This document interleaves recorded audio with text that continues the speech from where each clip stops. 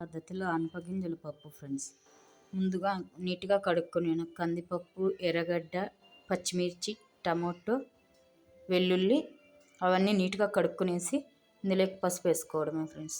మన తక్కువ ఇంగ్రీడియంట్స్తో తక్కువ టైంలో రెడీ అయిపోయి పాతకాలం నాటి అనపగింజల పప్పు.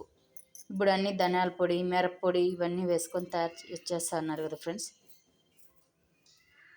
జీలకర్ర, మెంతి పొడి అవన్నీ అవేవి లేకుండా పాతకాలం స్టైల్లో పచ్చిమిర్చి, ఎర్రగడ్డ, తెల్లగడ్డ, టమాటో, చింతపండు ఇవి కందిబ్యాళ్ళు అయినా వేసుకోవచ్చు, అనపబ్యాళ్ళు అయినా వేసుకోవచ్చు, కందిపప్పు కానీ అలసందలు కానీ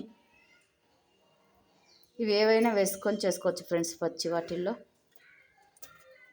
ఇలా తక్కువ ఇంగ్రీడియంట్స్ వేసుకుంటే టేస్ట్ చాలా బాగుంటుంది. ఒకసారి ట్రై చేసి కమెంట్ పెట్టండి. మెత్తగా ఉడికినాక ఎనిపేసుకోవడమా ఫ్రెండ్స్. సగం పప్పు సగం గింజలు ఉండేలాగా ఎనుపుకుంటే టేస్ట్ చాలా బాగుంటుంది, మొత్తం ఎనిపేసుకోకుండా.